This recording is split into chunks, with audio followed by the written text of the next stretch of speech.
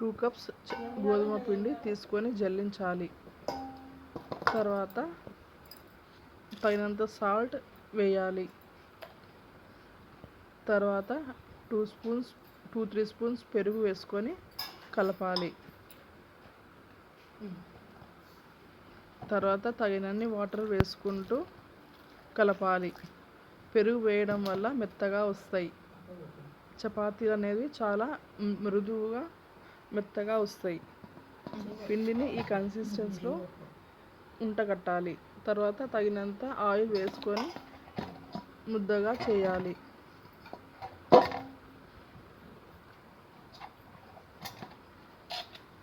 ఇప్పుడు ఒక 10 మినిట్స్ వరకు నానబెట్టాలి ఆ పిండిని.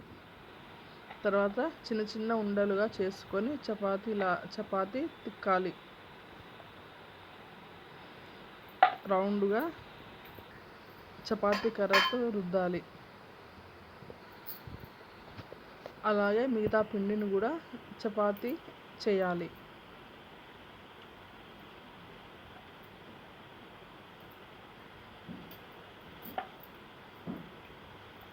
ఎంతవరకు వస్తే అంత పెద్దగా రుద్దాలి. తర్వాత చపాతీని కాల్చాలి. పెనం పైన చపాతీ వేసి తిప్పాలి.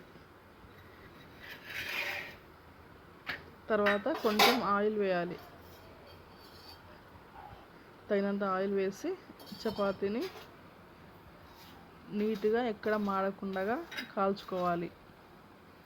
చపాతీ చాలా మెత్తగా మృదువుగా ఉంటాయి. టేస్ట్ కూడా చాలా బాగుంటుంది. దీంట్లోకి మనం పన్నీర్ కర్రీ తిందాం.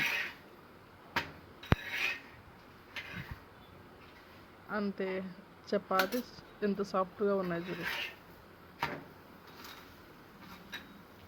మనం చపాతీలోకి పన్నీర్ కర్రీ వేసుకొని డిన్నర్ చేయొచ్చు.